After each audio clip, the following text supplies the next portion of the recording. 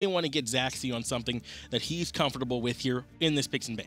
It could be the case because on the flip side, Astral Authority have Transonics. Knowing him and his playstyle, he loves to fight, he likes to get in your face, and he likes to try to make those plays happen. Oh yeah, that's Transonics all over. And normally when we're on the console seat, Tolly, what I like to look at in particular is between those two mid laners. They can be really, who has the biggest impact matters a lot. But with these two teams in particular, with Dwarst and Wolves, I'm kind of looking at Solo. Solo lane should be providing a lot of fireworks, especially if there's going to be the junglers camping it out for them between Mifflin, between Chaotic Purpose. I'm expecting an aggressive 2v2 between that Solo jungle side. And we're very likely seeing, though, a focus on mid lane come out early. Astral Authority picking up the Soul with the first pick. We've seen Soul be huge impact. Absolutely. Controlling a lot of space with the Stellar Burst and the Supernova just to confirm some objectives. It's also leaving in a little bit of a question mark in the sky. Is this going to be for the mid or the Hunter role? That's exactly right. Supernova sometimes can be the deciding factor in a team fight. That's how we see it picked up. And then Obey taking Scotty and Ardio. So that's a lot of pressure that they've already picked up. I'd be afraid of that Obey draft. It's also a lot of space control between the Permafrost as well as the Cripple Field from Ardio. They can play very aggressive, making it very difficult to really get away from them. And then Ratatosker, so that really seems to be the name of the game. They're the ones with, I think, the strongest initiation factor so far as Astral Authority rounded out that first round with Fafnir. Absolutely. It seems that they've definitely locked in that global pressure, trying to get more aggressive plays happening from Obey Alliance. I'm expecting that they sort of kind of revealed their hand, at least in the jungle role, of what they really want to do, whereas Astral Authority haven't elected to pick that position quite yet. And I think that Obey Alliance, this is not a draft that says, and then Athena coming in, this is not a draft that says to me that they're going to be sitting back and waiting on Astral Authority to make a move. Obey want to be the ones making that first move. Now, you think we're going to be seeing Ardio solo now that Athena's locked in? More than likely. Now, you could still run the Athena in the solo lane. She does have that global pressure with a Defender of Olympus to just ping-pong from the solo to the dual lane, but it's safer to run her in the support role simply because the dash taunt can also really synergize with the Scotty Permafrost. If you get taunted into that Permafrost, now you're just going to keep ping-ponging into the enemy. And then the Scylla to round it out. This composition to me seems pretty clear what they're trying to do. A lot of setup for some big-time damage. This almost looks like a composition that Astral Authority would run from the Obey squad because, honestly, Brochacho loves this Athena. He will always position himself in the best possible way to get the taunts off for his mid laner. And I agree with you. This does kind of feel a little bit like an Astral Authority draft for you, but it's Obey Alliance who are going to be going for it. So how well that Wombo combo gets executed by them is what's important. And the thing is, they've got multiple ways to set it up, so the real pressure's on Delta Marine. When does he choose to fire? And multiple angles in the soul lane as well. Different styles going for the Hand of the Gods on Dwarst, playing this Ardio like you predicted, and Wolves on this Erlong Shen, trying to find the right kill opportunity, going for this horrific emblem, which will slow a lot of movement speed. Now, does the Cripple Field from Ardio give Erlong a hard time? Absolutely, because you're trying to max out your Mink/Turtle form, right? So the whole idea is once that's being used in trying to go from the melee to the archers, you stop it halfway. Still going to find the proc in terms of the extra attack speed once it does go off, but you could just literally sit in front of the Erlong Shen and prevent him from ever using his escape. It looked like Astral Authority were trying to contest those buffs, but we can see both of them landed on Obey Alliance to their rightful owners, no problem. Where the invade is still going on is over here on this dual lane side. BB and Jelly and Zaxi got a lot of pressure on the Transonic because he doesn't have a support here with them. Now they're invading, taking away the red and the purple to make life a little bit harder on the ADC from Astral Authority. Not still going to the lane quite yet since that purple buff is up. I like the idea, trying to limit the maximum farming potential out of the Hunter from Astral Authority. And this is allowing Obey Alliance to just ignore the wave entirely because they have it pushed to their tower. And they're moving over to the mid lane where we're already seeing Brochacho in a little bit of trouble. Looks like he hasn't taken the jump just yet, and he's going down for first blood to Zaxi. That's a scary target to get first blood. Just slight miscommunication there. Brochacho going in. The rest of the enemy was just collapsing on him. Astral Authority were not prepared for that 4-man collapse whatsoever. They definitely weren't, and that all comes down to the pressure they were able to get in mid lane from Delta Marine and Mifflin, along with starting the support in the duo lane where they used to be. PB and Jelly and Zaxi out pressure Transonics, collapse on that jungle side. Scylla used to have a bad stigma of like, oh, no, she doesn't really clear the wave as better as other mid-mages, but with the Soul Stone, she clears pretty well. Still more aggression, this time on a Delta Marine. He gets cleaned up by Chaotic Purpose. They needed that return kill. Mifflin going to dash out of there, surrounded by 3 members, and he does. Nice little escape there from KP, not able to take even too much damage whatsoever, finding a return kill after losing Brochacho. Unfortunately for the Astral Authority jungler, it wasn't first blood, but it's good enough to keep up the pace against Mifflin. And this is a pretty... I think this is something that's impactful. The first blood goes on a Zaxi in the duo lane, so it's not really going to impact the rest of the map right away, whereas the first kill for Astral Authority goes to Chaotic Purpose. That's true, and because of that, the experience per minute is certainly in his favor. 602 to 522. Wolves baiting himself out because right around the corner is KP. Doris gets pulled into the ultimate from Chaotic Purpose. Excellent job executing that kill between him and more Wolves. See you later, Bear. And that's what you got to do against any Guardian in the solo lane, especially before level 5. But against an RDO, it doesn't really matter if you're level 5 or not. There is no real big ultimate threat that you have to worry about. It does build up some passive stacks to get you some MP5, but it's not that get out of jail free card like a lot of other solo laners, for example, the Xing Chen, the Ymir, the Sobek, that would use their ultimate to escape any sort of danger. And that's what you got to do with the timing of it, is to gank the solo laner before their defensive items come online. And this is really what Wolves had to do. I think you're 100% right here, Totally. When Mifflin and Delta Marine work together to establish pressure in mid early, what do? Then use your jungle solo to put pressure on the right-hand side of the map. That's going to let them start to use that pressure to help back out Covey, who might have fallen a little bit behind Delta Marine if not for that early kill. Wolves didn't even need to use the horrific emblem. They didn't have to tower dive that simply because of the Typhoon that knocked Dwarst up. The damage was just too much for him to handle. And honestly, this could be a slippery slope for Dwarst. He's trying to build into this jungle clear build with his Bumba's Mask, also the Hand of the Gods. And because he's getting behind a little bit early, it could be Wolves that could straight up steal some buffs after clearing waves. And I think that's an underrated part of Susano's kit, as we do see PB and Jelly kind of rotating into this mid lane. Could spell trouble for Chaotic Purpose, does force out the bead, so good move for them. But the point I was making is that Susano's kit, yes, has a lot of mobility, yes, has a lot of damage, but it also has a lot of control. Absolutely, just trying to find the right angle. So much mobility to be able to go around the corners with this wind siphon, as well as the pull back. He's just so versatile along many options. That's why he's a very popular jungle pick if you're confident in your mechanical abilities in both console and PC. And I really like him with the Fafnir pick, because Fafnir doesn't bring as much crowd control as your typical support does, like outside of when he's in that dragon form. So this helps make up for that, I think, in a little bit by having the Susano over there for you in the jungle. Helps get some lockdown so that you can set up Covey and Transonics a little better. A nice little mix between the aggressive and defensive options. Since Brochacho would like to be the aggressive one, he knows what his job and role is depending on what god he's playing. He likes to be the engager, but he doesn't always care to be. He's willing to just sit back and peel, and that's probably what's going to be the case as the game progresses, especially considering Covey's playing the Soul, Transonics is playing the Rama. That's a lot of in-hand damage, so Brochacho needs to make sure that he's min-maxing his Coerce at all times. Despite the earlier lead, the XP per minute has kind of pushed back into the favor of Obey Alliance. We saw for the moment Mifflin and Delta Marine out in front as Defender of Olympus being channeled onto Zaxi to come crashing down. Good thing Brochacho and Transonics are both out of the way of that return damage. Instead, hits all 3 shots onto him, and Delta Marine cleans up Chaotic Purpose. It seems that they were trying to really dive that mid lane. Mifflin was very low as well, sitting at 1% health. Action in the dual lane, action in the mid lane as well. And it seems Delta Marine, because there was no beads available for KP, he got locked down. Probably trying to dive and clean up Mifflin, but gets out-traded to Worst.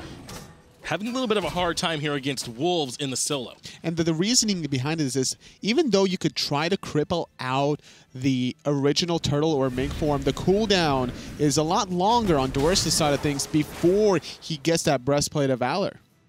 That's right, Dwarf's going with the Shoes of Focus to get started off. Not going to be very tanky here in the early game, so Chaotic Purpose and Wolves could really have an easier time trying to get in here and make that gank happen, at least for a little while.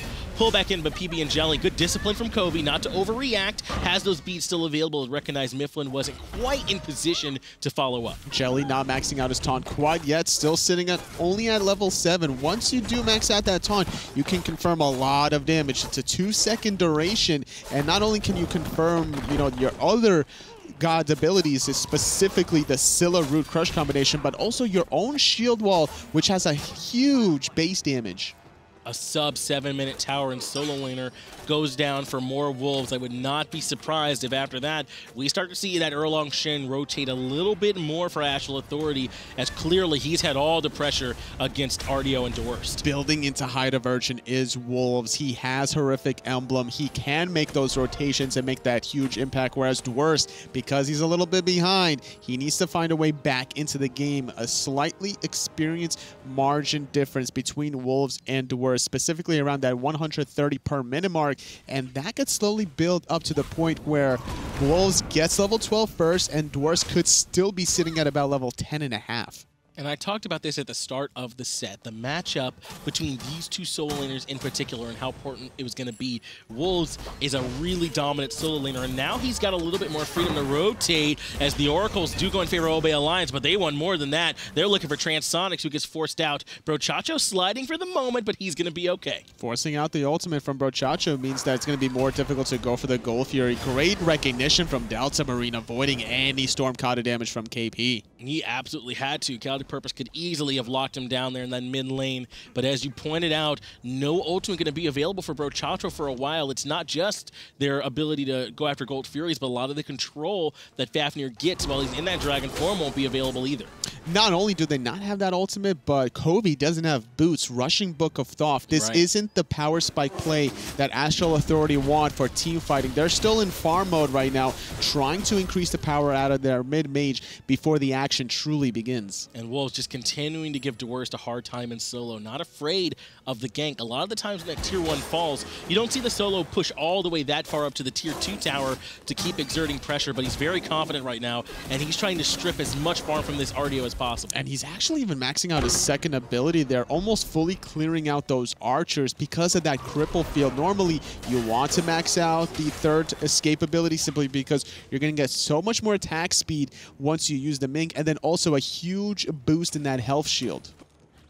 This time, Delta Marine is lurking around that back end, but instead he's focusing just on clearing those back harpies. And I think I'm seeing why Wolves feel so comfortable. He's got some aggressive warding on Obey Alliance's side of the map, so he'll know if any rotations come in early. This way he can focus on keeping Artio down.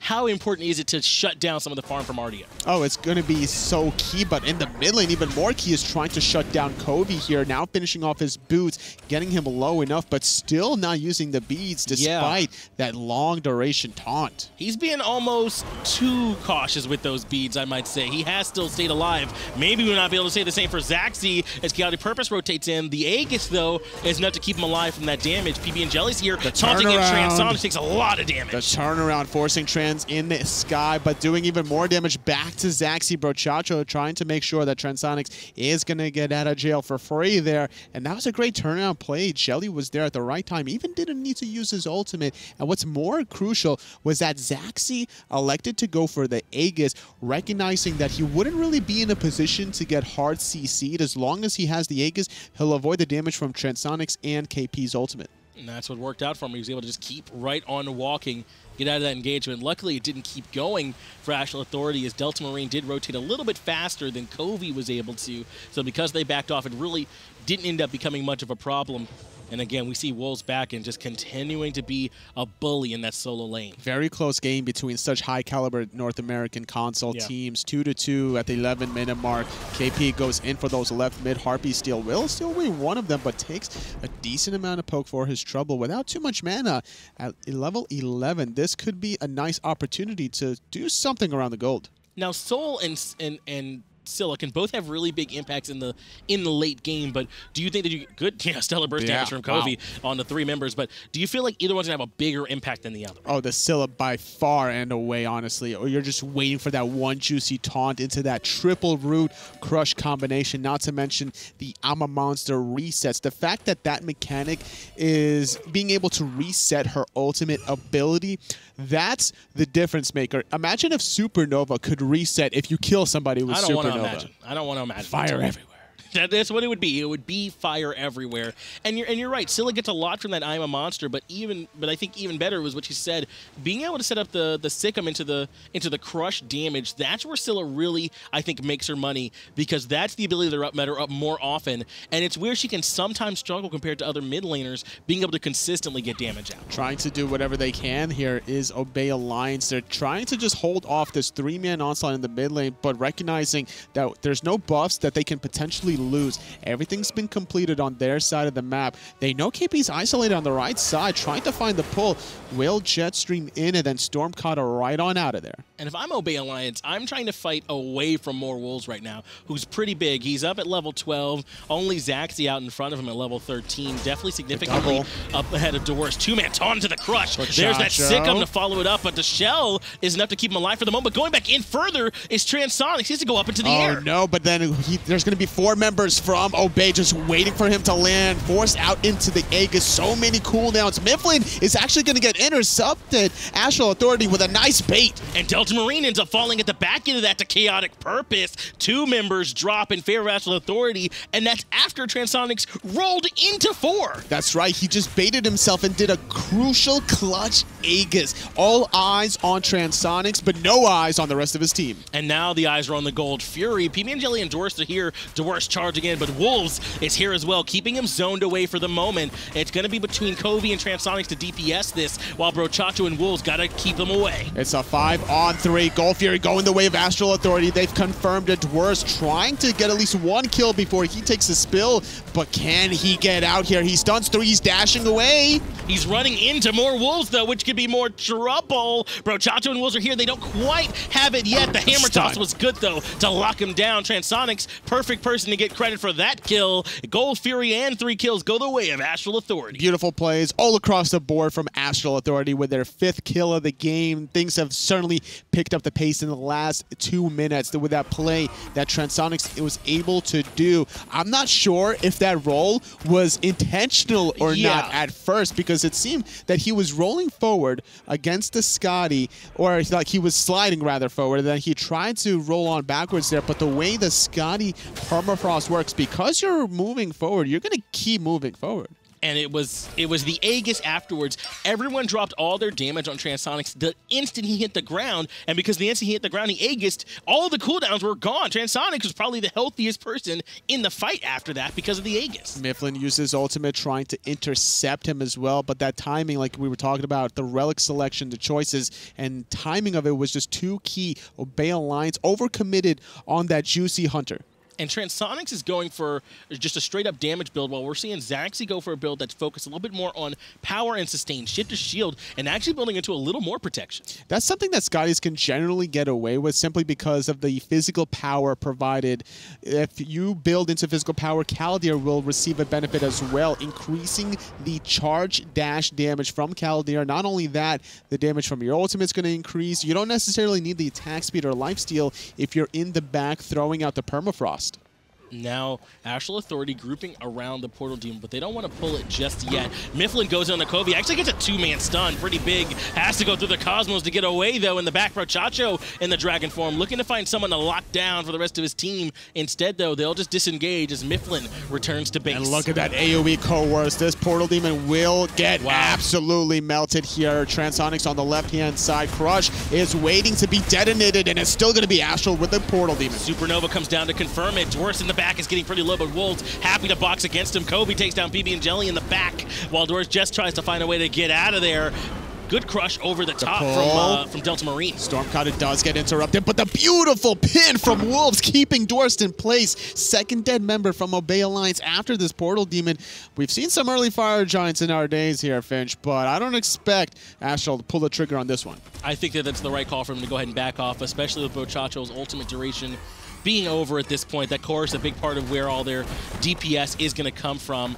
And Delta Marine actually getting some good damage. Once again, Transonics rolls into trouble. This time, though, he's done. No, you can't roll during the Scotty permafrost. You're just going to continuously move forward. He needed to pop the beads and walk backwards after that point, or at least use the ultimate, but it was still on cooldown. And that's a pretty important return kill for Obey Alliance. Transonics, one of the best farmed characters in the game right now, so he was certainly worth a lot. Delta Marine gets out of there, but it's Mifflin who goes up into the air. Covey already in the Disapparate form, so that won't be available. Beads come out as well, so Covey going to be a little less safe for a while. Mifflin actually backing off of that one, recognizing that there was too many Astral members around the corner. I like the ambitious play, though, from Astral, trying to get that Tier 1 tower. We saw Brochacho tank it for so long. Even before minions got there, he still continued to tank it even further once the minions did get there, really wanting to confirm the tower. As long as the minions survive, that gives more timing for Transonics to get the damage off. So with that 10% health tower, it could be sneezed at by Astral Authority. And Covey's really starting to look troublesome for Obey Alliance. He's top of the player damage charts right now, 3-0-3 in the kills too. So that's helping out his gold up compared to Delta Marine a lot. He's going to be scary. It's very important for these mid-majors to just keep going off. These late-game potentials between the two will favor Delta Marine, like we discussed earlier, but that's not to say that Covey can't make the impact. The knockup from Supernova, albeit very light and general compared to other knockups such as Bacchus Belly Flop, will still do its job. The Stellar Burst, you add that on top of the Supernova, will control a lot of space. Covey going to be looking to have a lot of impact. We've seen Supernova be big in these team fights as Astral Authority sit up 3,000 gold over Obey Alliance right now, going across that 18-minute mark. And so far, Astral Authority have looked every bit the first seed that they are right now. They're just striking first in almost every single one of these encounters, and unfortunately for them, some of their engagements have been a little bit botched or sloppy, but they've been getting at least something back out of it. And especially for Wolves, who has this 2-level lead, that's where a lot of the lead comes from. And El Brochacho's the target. He was under a lot of duress. The Supernova comes out to try to help keep him alive, and Delta Marine waits for the end of that dragon form and gets the reset on I'm a Monster, but never gets the fire. The second one, Chaotic Purpose, cleans that one up. Mifflin waiting out that Aegis duration. Covey's right there to follow up, but he lives. No ultimate available to get away. Mifflin will fall to KP. Transonics aiming down the sights, hits the first one, misses the second and the third, but the rest of his team is still on the chase. They want to find another kill onto Dwurst. Dwurst might have to grin and bear it in that bear form. Lots of Astral Authority members surrounding him. He's able to back on out, though, as he is pretty significantly tanky, but the more important target for Astral Authority is the Gold Fury, as 2 members have already fallen for Obey. It's a bait, though, because they're all attention onto Zaxi. The PB and Jelly ultimate trying to save his Hunter on the top side, but on the right side, it's Dwurst that's going to take a spill. Dwurst gets pulled back in by Chaotic Purpose. Dwurst falls to Chaotic Purpose. Gold Fury now getting starting up by Transonics as Wolves continues to duke it out against 2. Zaxi, though, might have a little bit too much damage for him. He's going to have to get out of there in that meek form. Gold Fury falls. Astral Authority wins. One more fight handily. The turtle form providing him the health shield. Delta Marine needs to connect this route. Doesn't. He misses. The crush was a little bit too early as well. He pops the health shield. He's going to be able to get on out of there. Jelly, without his dash, he could get turned on here as well. Wolfseal being alive is a big deal as Obey tried to find something else on the back end of the engagement, but they're not going to be able to find it. Astral Authority now closer to 5,500 gold up in the lead at this point in the game, and this is where the lead starts to get a little bit out of control. It's going to be very scary for Obey Alliance as they try to climb back into this one. Mifflin around the corner. Gonna miss is Chacho onto that Fafnir, not connecting the hammer. He's been able to hit a lot of the hammers throughout the game earlier on, but either way, not too much worry there. It's not the end-all be-all. Sometimes you just throw him out there to get the 30 gold proc. And that last fight, Totally, I feel like a big part of that was Wolves on this Erlong Shin in the backline.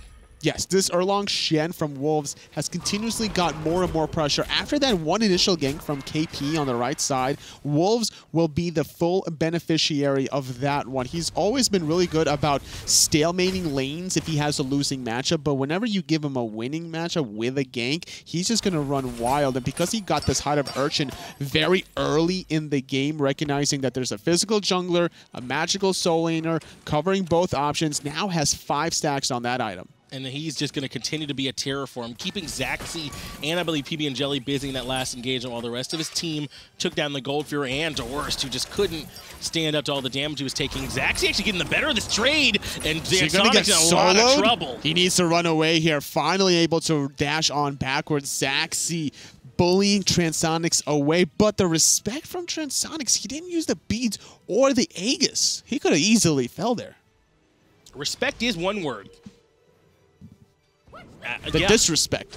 Disrespect. Yeah, I mean, I don't know what it was. I feel like I probably think he should use Aegis there, but he makes it out either way, totally. It was calculated. He had the calculator. He calculated. He knew he'd be fine. 10 more HP than he needed as he continues to walk away. Obey Alliance, though, grouping up onto more Wolves over here on the solo lane side. Rotation from Mifflin. Delta Marine comes in and gets Covey caught in this jungle path. Drops a Supernova, but doesn't quite hit, and then lets Mifflin get up into the air. He actually preemptively uses the Aegis, thinking that Mifflin was going to land on it. A little bit too panicky there. Wolves is still on the right-hand side, baiting himself out there. Covey, though, needs to retreat. KP needs to retreat alongside Delta Marine on the north. Double stun from Dwarf, still running away. The Permafrost going to force out Wolves, though, to keep on the chase. Wolves does dash into the team fight. Transonics, though, is the one in the back putting out damage. Rolls away this time correctly. Dwarf keeps moving forward to try and get damage out, but that's not the right call. He's taking way more in trade than he ever gave back out. Dragon form comes out from Rochacho, who's looking for more. Transonics is in the sky. He misses the second one. He's not going to connect on the third either, but still, at the end of the day,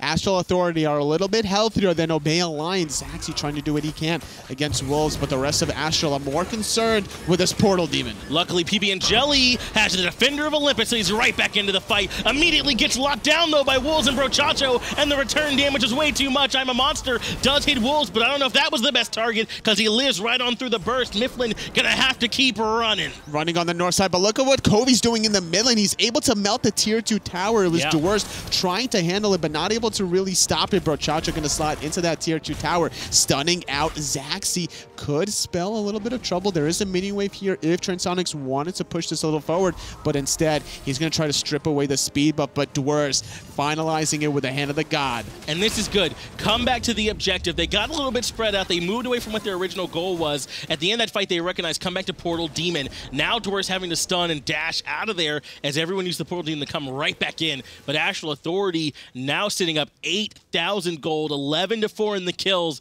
This game's starting to move into their favor. Absolutely, especially with KP hitting level 18 as opposed to Mifflin 16. The damage has been through the roof, at least on a couple of members from Astral. There's 4 out of 5 members on Astral with top player damage, but Obey having Zaxi play the Scotty without too much attack speed, without actually any attack speed, just pure physical power, is able to command that player damage charts. And if there's an answer for Zaxi, Astral Authority have it. Without even needing to kill him, they're able to just dance around him.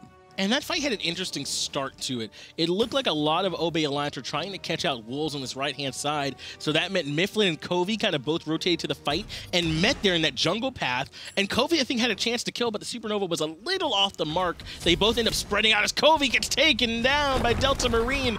Covey was in no man's land between 5 members of Obey. And no relics as well. The Aegis is coming off a cooldown in 1 second, beats in 123. That gives a small window for Obey Alliance to maybe try to bait something out here around this Fire Giant, but it's still way too early, way too ambitious if they attempt it. Astral Authority would certainly be able to hold 4 on 5. The bait was, I think, was the call, but Wolves was just standing around, spotting it out, knowing they weren't really up to anything. And Transonics alone for now on this left-hand side, but coming over to deter it is Dwarst. I see what you're up to, sir. Let's put a stop to that. He's not really too worried, honestly, because he has the life seal. Typhoon ripping through, trying to save Wolves. The trip quad pull from KP, still going at it. That was enough to keep Wolves alive. He got the heal off from the ultimate as well. That turns the team fight on its head. Into the dragon form comes Brochacho, and he's ready to keep going as Wolves dukes it out against Zaxi. That's a huge target that they just lost. Delta Marine falls as well. This fight went huge for Astral Authority. Mifflin without his dash trying to kill KP. He's going to take a spill because Wolves is on the backside. He took out Zaxi. He took out Mifflin. He's going to chase Jelly out of there. That's 4 dead members from Obey,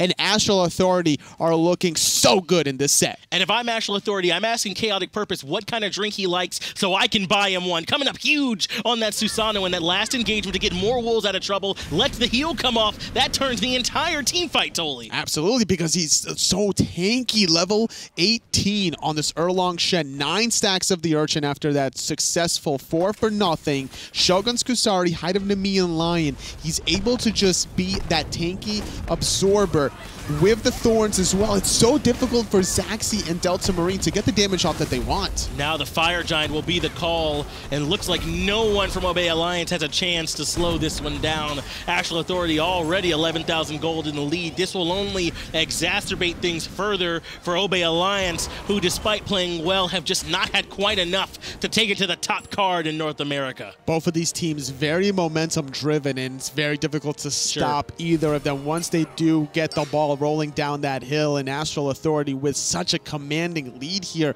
Bay Alliance are looking up a mountain. And the scary part, the solo jungle, More Wolves and Chaotic Purpose are a combined 7 levels out in front of Dorst and Mifflin. It's scary over there when you consider the solo jungle impact that they're going to be able to have, not to even mention the fact that the supports are a little bit behind, Viva Jelly behind Brochacho. It just couldn't be impactful enough was Dorst, unfortunately, in this game. That one initial gank, even though Brochacho was the first blood of the game, the second death was Dorst in the solo lane. And I think after that point, Wolves has been the staple point for Astral Authority. There's a lot of players you can look at from Astral that make the plays happen, but Wolves will just run away with any sort of lead you give him. And I think you were the one that was saying how important it was for More Wolves to keep Dorst down. He played really far forward in the solo lane, even after the tier 1 tower went down, invested wards into making sure he was safe, and that's why Ardio has not been able to be an impact as tier 2 tower falls. And that was just simply a bait, honestly, even from Wolves. Even if there was rotations trying to alleviate some of that pressure onto that solo lane, it was just a bait simply so that Astral can maybe get a Gold Fury. Viva Angelic gets the taunt on a Kobe, who does not have anything available. Actually did have beads, just chose to take the damage. Mifflin now looking for him in the backline. Aegis already used, knocks him up, and still not able to clean it up. The Supernova knocks him up and creates enough space.